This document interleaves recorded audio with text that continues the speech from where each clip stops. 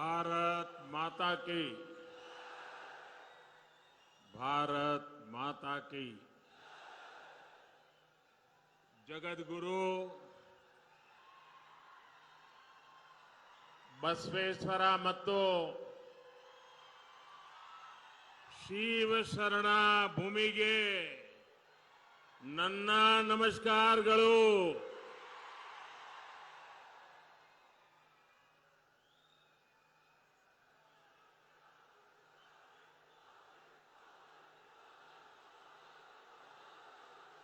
मंच पर विराजमान कर्नाटका के लोकप्रिय मुख्यमंत्री श्रीमान बोम्मई जी, हमारे सांसदगण, भारतीय जनता पार्टी के सभी वरिष्ठ नेतागण, इस चुनाव में आप सबने जिनको विधायक बनाने का निर्णय कर लिया है, ऐसे सभी मेरे उम्मीदवार और विशाल संख्या में पधारे हुए मेरे प्यारे भाइयों बहनों, साथियों, ये मेरा सौभाग्य है कि इस विधानसभा चुनाव में मेरी इस यात्रा की शुरुआत बीदर से हो रही है। भगवान बसवेश्वरा के आशीर्वाद और आप सभी के स्नेह ने मुझे हमेशा आपके लिए काम करने की ताकत दी है। कर्नाटकदा किरीटा, बीदर का आशीर्वाद मुझे तब भी मिला था जब मैं प्रधानमंत्री पद का उम्मीदवार बना था। मैं बीदर कलबुर्गी रेलवे लाइन के लोकार्पण के लिए भी आपके बीच आया था। समय के साथ बीदर के लोगों का अपनापन लगातार बढ़ता ही जा रहा है। आज इतनी बड़ी संख्या में यहां आकर आपने पूरे देश को संदेश दे दिया है, ई बारिया निर्धारा बहुमतदा बीजेपी सरकार।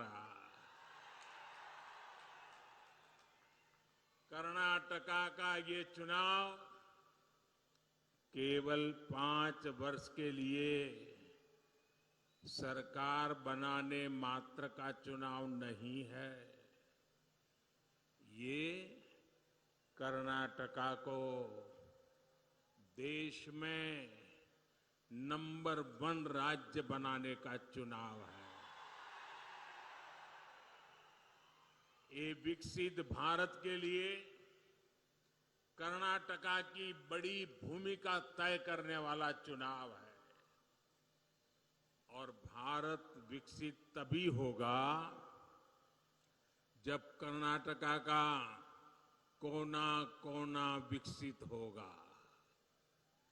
विकसित कर्नाटका यानी कर्नाटका के हर अंचल का संतुलित विकास। विकसित कर्नाटका यानी राज्य में विकास के ढेर सारे ग्रोथ सेंटर्स। कर्नाटका की जनता अब अपने इस सपने से पीछे नहीं हटना चाहती। मैं जानता हूं आप सब एक ऐसा कर्नाटका चाहते हैं जहां हाईवे और एक्सप्रेसवे का विस्तार होता रहे। आप एक ऐसा कर्नाटका चाहते हैं जहां मेट्रो की सुविधा और ज्यादा जिलों तक हो। आप एक ऐसा कर्नाटका चाहते हैं जहां अधिक संख्या में वंदे भारत जैसी आधुनिक ट्रेनें चले। आप एक ऐसा कर्नाटका चाहते हैं जहां हर खेत में सिंचाई की आधुनिक सुविधाएं हो। पिछले 5 वर्षों में सामान्य मानवी ने कर्नाटका में विकास की जो रफ्तार देखी है, उसके बाद वो रुकना नहीं चाहते और आपके इस सपने को पूरा करने का बीड़ा बीजेपी ने उठाया है। साथियों, कर्नाटका को देश का नंबर 1 राज्य बनाने के लिए यहां डबल इंजन सरकार का बने रहना बहुत जरूरी है।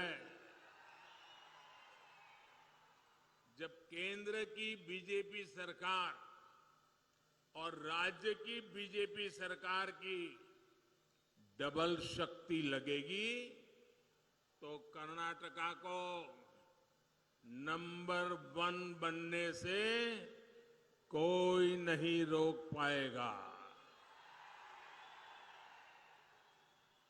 डबल इंजन सरकार से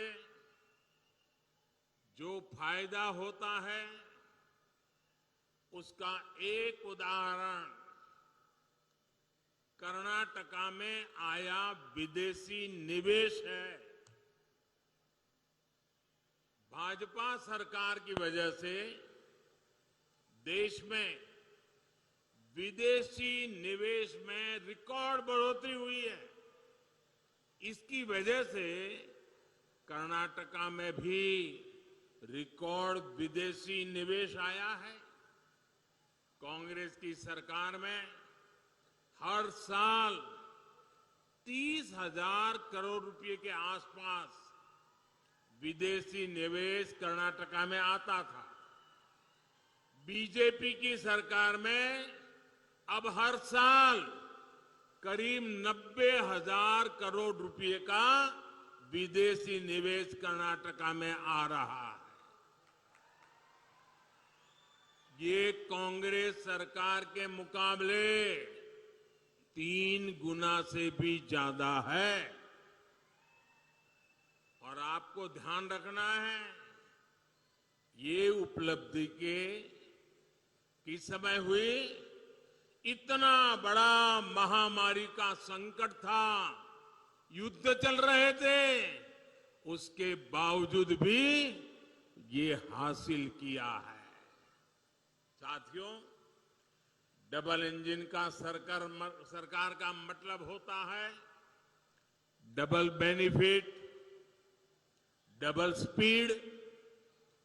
जब कर्नाटका में डबल इंजन सरकार नहीं थी तो छोटे छोटे प्रोजेक्ट्स को पूरा करने में सालों लग जाते थे। पानी की कमी क्या होती है, ये कर्नाटका के किसानों, यहां की माताओं बहनों से बेहतर कोई नहीं जान सकता। कांग्रेस सरकार उसके समय देश भर में 100 से ज्यादा ऐसी सिंचाई योजनाएं थी जो दशकों से लटकी हुई थी। बीते 9 वर्षों में दशकों से अधूरी 60 से ज्यादा सिंचाई परियोजनाओं को हम पूरा कर चुके हैं। इनमें से अनेक प्रोजेक्ट कर्नाटका के भी हैं। यहां बीदर में भी महकर लिफ्ट इरिगेशन परियोजना जैसे अनेक सिंचाई के प्रोजेक्ट पर आज तेज गति से काम चल रहा है। साथियों, आज आप सभी देखते हैं कि पीएम किसान सम्मान निधि किसानों का कितना लाभ किया है। अब छोटे छोटे खर्चे के लिए किसानों को यहां वहां भटकना नहीं पड़ता। लेकिन मैं आज आपको एक और बात बताना चाहता हूं। जब हमने ये योजना शुरू की थी तो यहां कांग्रेस और जेडीएस की ही सरकार थी, लेकिन ये लोग लाभार्थी किसानों की सूची केंद्र सरकार को भेजने में ही रुकावटें पैदा करते थे, लिस्ट नहीं भेजते थे। बताओ, आप सोच सकते हैं कांग्रेस जेडीएस को किसानों से कितनी नफरत है। राज्य सरकार को एक नया पैसा नहीं देना था, पैसा हम दिल्ली से भेज रहे थे। उनको तकलीफ ये थी कि बीच में कोई कटकी नहीं हो रही है, माल खाने को मिल नहीं रहा है, ये सीधा उनके बैंक खाते में जा रहा है, इसलिए लिस्ट ही नहीं देते थे। साथियों, जब कर्नाटका में भाजपा की सरकार यहां आई तो उसने यहां के लाखों किसानों के नाम केंद्र की हमारी सरकार को भेजे। आज उसी वजह से यहां के लाखों किसानों को पीएम किसान सम्मान निधि के पैसे मिल रहे हैं। इतना ही नहीं, केंद्र सरकार ने अगर हर किसान के लिए 6,000 रुपया भेजे तो यहां की भाजपा सरकार ने उसमें 4,000 रुपया और जोड़ दिए, यानी किसानों को और ज्यादा मदद। मुझे खुशी है कि पीएम किसान सम्मान निधि का लाभ कर्नाटका के लगभग 60 लाख किसानों को मिला है। उन्हें केंद्र और राज्य सरकार से मिलाकर 18,000 करोड़ रुपए मिले हैं, जिसमें से लगभग 400 करोड़ रुपए तो यहां बीदर के किसानों को दिए गए हैं। आप जरा याद कीजिए कि कैसे कांग्रेस की सरकार भोले भाले किसानों को हर चुनाव के पहले कर्ज माफी के नाम पर धोखा देती थी। चुनाव से ठीक पहले वो किसानों के कर्ज माफी का ड्रामा करने लग जाते थे और कर्ज माफी धरती पर कभी उतरती नहीं थी। ये इन्होंने छत्तीसगढ़ में वादा किया, राजस्थान में वादा किया, अभी तक किसानों के खाते में कुछ गया नहीं है। और जो जाता था वो भी उनकी पार्टी से जुड़े हुए कुछ ही किसानों को जाता था। ऐसे किसान जिनका बैंक में खाता हो, जिन्होंने बैंक से लोन लिया हो, उन्हीं के नसीब में ये कुछ दाना पानी डाल देते थे।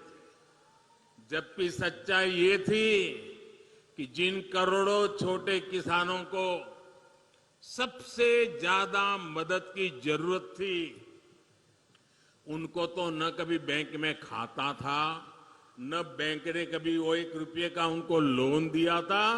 वो तो बेचारे बाहर से, बाजार में से, साहूकार के पास से महंगे ब्याज से कर्ज उठाते थे और कर्ज माफी का फायदा उनको तो कभी नसीब ही नहीं होता था। कांग्रेस का असली यही चेहरा है। साथियों, इस क्षेत्र में गन्ना भी बहुत होता है। कांग्रेस ने गन्ना किसानों को भी अपने हाल पर छोड़ दिया था। हम गन्ना किसानों की समस्याओं को भी प्राथमिकता पर दूर कर रहे हैं। गन्ना किसानों की मदद के लिए ही हमने पेट्रोल में इथेनॉल की ब्लेंडिंग बढ़ाने का फैसला किया। आज देश पेट्रोल में 20% इथेनॉल ब्लेंडिंग की तरफ तेजी से आगे बढ़ रहा है। कांग्रेस सरकार के समय देश में सिर्फ 40 करोड़ लीटर इथेनॉल का उत्पादन होता था। अब हमारी सरकार में इथेनॉल का उत्पादन बढ़कर 400 करोड़ लीटर से भी ज्यादा का हो गया है। इथेनॉल का उत्पादन बढ़ने से, पेट्रोल में उसकी ब्लेंडिंग बढ़ने से सबसे ज्यादा लाभ गन्ना किसानों को भी हुआ है। इस बजट में हमारी सरकार ने गन्ना किसानों के हित में एक और बड़ा फैसला लिया है। हमने गन्ना कोऑपरेटिव्स को यूपीए सरकार ने जो चूना लगाया था 10,000 करोड़ का चूना, हमने इस बजट के अंदर उस 10,000 का जो उन पर चूना लगाया था वो भी माफ कर दिया। हमने उसकी राहत भी दे दी। इसका भी लाभ देश के गन्ना किसानों को मिलेगा। हमारी सरकार ने मिलेट्स, श्री अन्न को अंतर्राष्ट्रीय बाजार तक पहुंचाने का भी अभियान चलाया है। हमारे यहां तो ज्वार की रोटी आप लोगों को बहुत पसंद है, घर घर में खाई जाती है। ये ज्वार और उसकी रोटी जब दुनिया के कोने कोने में पहुंचेगी तो उसका भी लाभ यहां के किसानों को होगा। साथियों, गरीब की तकलीफ कांग्रेस को कभी समझ नहीं आई। उन्होंने गरीबी देखी नहीं है। और कांग्रेस वो दल है जो विकास में भी राजनीति करती है, रोड़े अटकाती है, नकारात्मकता में भरी पड़ी है। इसका एक उदाहरण गरीबों को पक्के घर देने की योजना भी है। ये योजना तो 2019 से भी पहले से चल रही थी, लेकिन जब तक कर्नाटका में कांग्रेस की सरकार रही उसने गरीबों के घर बनाने की स्पीड धीमी कर दी। गरीबों के साथ कांग्रेस इस अत्याचार को बीजेपी सरकार ने ही रोका। डबल इंजन की सरकार बनने के बाद हमने यहां घर बनाने की स्पीड को और तेज किया। देखते ही देखते 9 लाख के आसपास पक्के घर मिलना गरीबों को तय हुआ। इस योजना के तहत करीब 30,000 घर यहीं बीदर में ही बन रहे हैं। 30,000 घर आप कल्पना कर सकते हैं। और इनमें से हर घर कई कई लाख रुपए का, और वो भी हम घर महिलाओं के नाम पर करते हैं। यानी भाजपा की डबल इंजन सरकार ने यहां बीदर में ही 30,000 बहनों को, जिनके घर की कीमत लाखों में है, 30,000 बहनों को लखपति दीदी बना दिया है। साथियों, हमारे देश में गांवों के घरों में नल से पानी ना आने की वजह से भी माताओं, बहनों, बेटियों ने दशकों तक बहुत कष्ट उठाया है।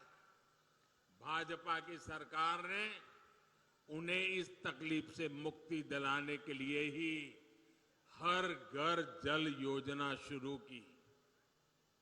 आज देश भर में 9 करोड़ नए परिवारों को पाइप कनेक्शन से जोड़ा जा चुका है। यहां कर्नाटका के भी 40 लाख से ज्यादा परिवारों को अब नल से जल मिलने लगा है। साथियों, शौचालय के अभाव में, गैस कनेक्शन के अभाव में, अच्छे इलाज के अभाव में सबसे अधिक परेशानी हमारी माताएं बहनों को ही होती है। गरीब परिवारों की बहनों की सूद कांग्रेस ने इतने दशकों तक कभी नहीं ली, लेकिन आपका ये बेटा दिल्ली में बैठा है। करोड़ों माताओं बहनों के बैंक अकाउंट बीजेपी ने खुलवाए, उसमें सरकारी मदद डायरेक्ट पहुंचे ये व्यवस्था बीजेपी ने की। बहनों को बिना गारंटी मुद्रा लोन मिले ये व्यवस्था बीजेपी सरकार ने की। गरीब मां को अपने परिवार के लिए राशन की चिंता न करनी पड़े, इसके लिए मुफ्त राशन का प्रबंध बीजेपी सरकार ने किया।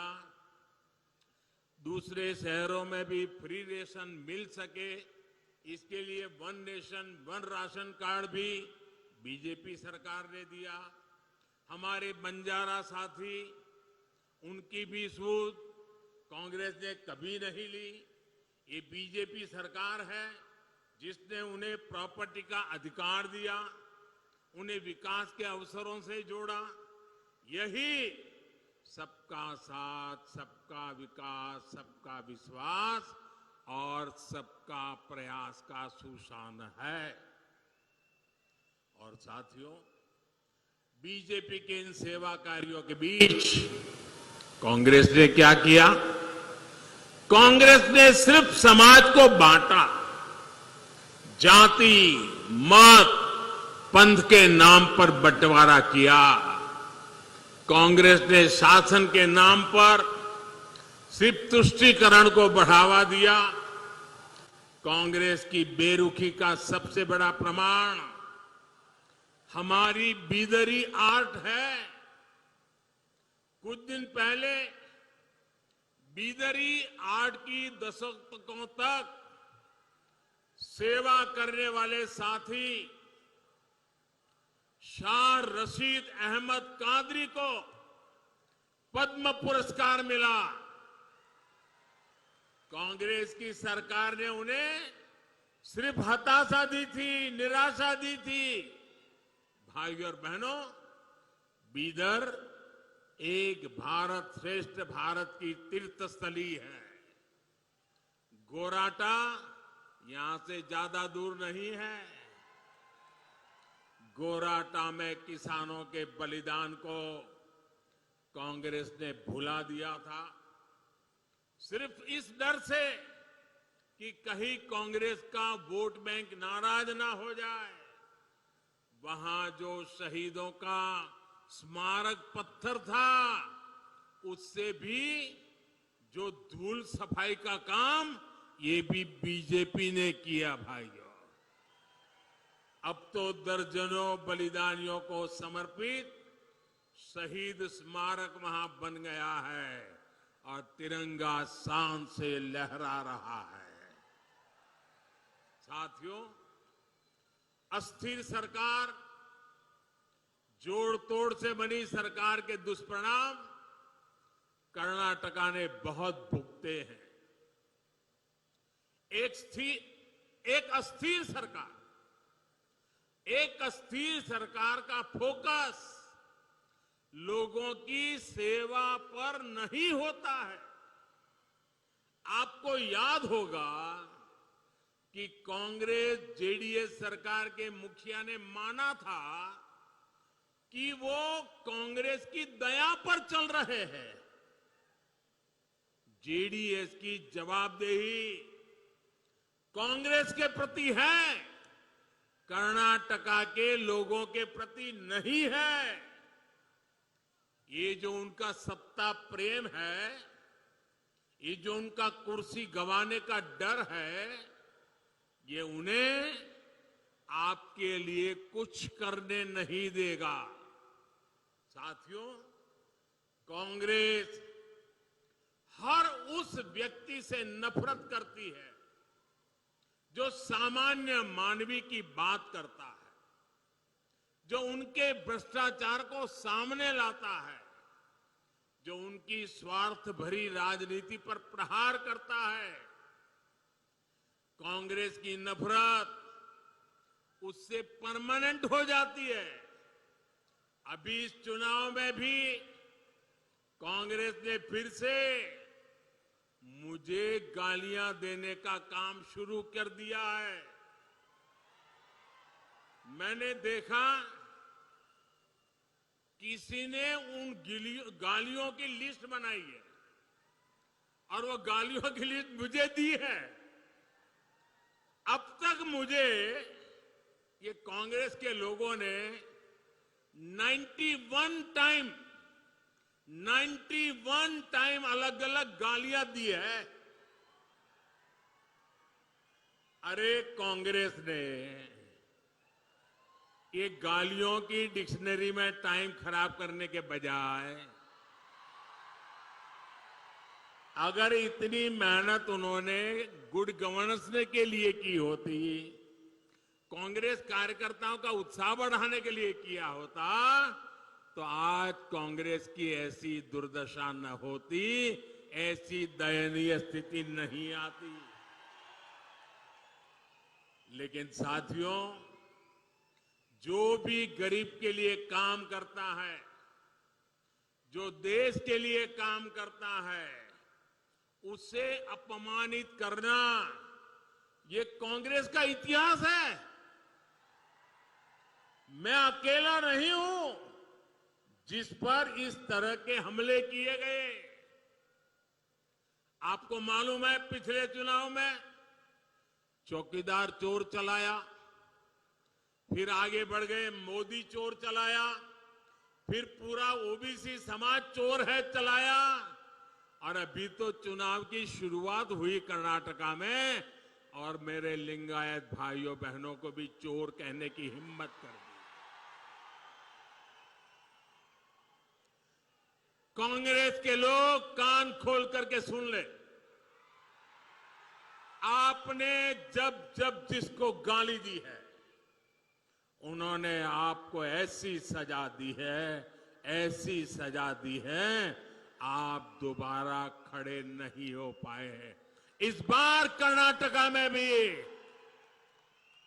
ये गाली का जवाब, इनके सम्मान पर जो चोट पहुंची है उसका जवाब वोट से दिया जाएगा, वोट से दिया जाएगा। भाइयों बहनों, जब ये लोग मुझे गाली देते हैं, अब इतनी गालियां हो गई 91, और उनके टॉप मोस्ट नेता देते रहे, कोई ऐसे नहीं, छोटे मोटे कार्यकर्ता नहीं। और तब मैं सोचता हूं कि भाई ये कांग्रेस ऐसी पार्टी है, उसने तो संविधान निर्माता बाबा साहब आंबेडकर को भी ऐसी ऐसी गालियां दी थी, बाबा साहब को भी छोड़ा नहीं था। एक बार खुद बाबा साहब ने सार्वजनिक तौर पर विस्तार से बताया था कि कांग्रेस उन्हें बार बार गालियां देती है। कांग्रेस ने बाबा साहब को क्या क्या नहीं कहा।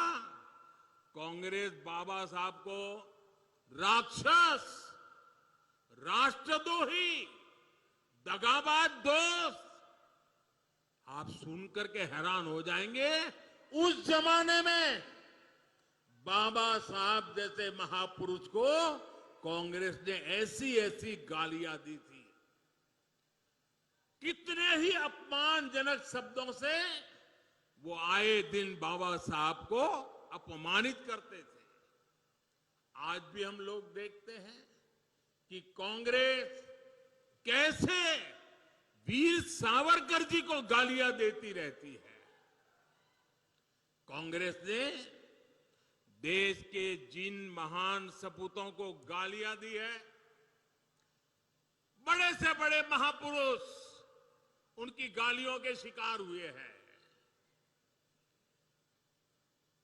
और जब ये सब मैं देखता हूं तो मुझे लगता है चलिए कांग्रेस भी मुझे इतना उन लोगों की तरह सम्मान देती है जो उन्होंने बाबा साहब आंबेडकर को दिया, जो उन्होंने वीर सावरकर को दिया, वैसी ही गालियां मोदी को दे रहे हैं। अब बाबा साहब वीर सावरकर की तरह अगर वो मोदी को गाली देते हैं तो मैं तो इसे उपहार मानता हूं। और कांग्रेस गाली देने में समय बर्बाद करती रहेगी, मैं जनता जनार्दन की सेवा में अपने आप को खपाता रहूंगा। दिन रात काम करूंगा, ज्यादा काम करूंगा। आपके आशीर्वाद से सारी गालियां मिट्टी में मिल जाएगी दोस्तों, सारी गालियां मिट्टी में मिल जाएगी। और कांग्रेस वाले लिख करके रखें, आप जितना ज्यादा कीचड़ उछालोगे कमल उतना ही ज्यादा खिलने वाला है। भाइयों बहनों, आपके आशीर्वाद से मुझे कर्नाटका की सेवा करने से रुकना नहीं है, और ज्यादा सेवा करनी है। पूरी दिल्ली को आपकी सेवा के लिए मुझे लगाना है। इस बार फिर एक बार कर्नाटका को तेज विकास के लिए पूर्ण बहुमत की, ये मेरे शब्द याद रखिए, पूर्ण बहुमत की स्थायी और मजबूत बीजेपी सरकार चाहिए। और इसलिए एक ही बात मैं बार बार कहता हूं, ई बारिया निर्धारा, ई बारिया निर्धारा बहुमत बीजेपी सरकार। कर्नाटका डबल इंजन सरकार चाहिए ताकि केंद्र और राज्य सरकार के बीच तालमेल रहे, हर जगह रुकावटें ना आए। कर्नाटका को डबल इंजन सरकार चाहिए ताकि इंफ्रास्ट्रक्चर के प्रोजेक्ट में तेजी से पूरे हो। कर्नाटका को डबल इंजन सरकार चाहिए ताकि विदेशी निवेशकों का भरोसा मजबूत हो। कर्नाटका को डबल इंजन सरकार चाहिए ताकि कर्नाटका कांग्रेस का एटीएम नहीं बल्कि देश का ग्रोथ इंजन बना रहे। कर्नाटका को डबल इंजन सरकार चाहिए ताकि केंद्र की गरीब कल्याण की योजनाएं बंद ना हो। भाइयों और बहनों, मुझे पूरा विश्वास है कि 10 मई को भारी संख्या में आप पोलिंग बूथ तक पहुंचेंगे और कमल के फूल पर बटन दबाएंगे। इस बार का वोट विकास के अमृत काल के लिए, इस बार का वोट कर्नाटका को देश का नंबर 1 राज्य बनाने के लिए। आप सभी का बहुत आशीर्वाद हम सबको मिलता रहे। कर्नाटका में भाजपा के उम्मीदवारों को आपका आशीर्वाद उन्हें आपकी सेवा में और ज्यादा परिश्रम करने के लिए प्रेरित करेगा। भाइयों बहनों, इतनी शानदार सभा कर दी, अब ऐसा तो नहीं होगा ना बस अब तो काम हो गया है, चलो जाओ सो जाओ, अब तो जीत जाएंगे, ऐसा नहीं करोगे ना? जरा जवाब दीजिए, नहीं करोगे ना? बूथ में जाओगे, हर घर जाओगे, मतदाताओं को मतदान के लिए निकालोगे, भाजपा की बात बताओगे, पक्का करोगे? अच्छा, मेरा एक काम करोगे आप लोग? करोगे? बताइए, पक्का करोगे? ईमानदारी से करोगे? घर घर जाकर के करोगे? तो एक काम करिए, 10 मई के पहले सभी मतदाताओं के घर जाइए और जाकर के उनको कहिएगा कि आपके सेवक मोदी जी हमारे बीदर जिले में आए थे और आपके सेवक मोदी जी ने आपको नमस्कार कहा है। ये मेरे नमस्कार उनको पहुंचाओगे? हर माता बहनों को पहुंचाओगे? मेरे नमस्कार अगर पहुंचाओगे ना तो मुझे उनके आशीर्वाद मिल जाएंगे और उनके आशीर्वाद से मेरी ऊर्जा इतनी बढ़ जाती है कि मैं दिन रात और ज्यादा काम कर सकता हूं। और इसलिए मेरे लिए आपको ये काम करना है, हर घर जाकर के कहना है कि आपका सेवक मोदी आया था, मोदी ने आपको नमस्कार कहा है। बहुत बहुत धन्यवाद।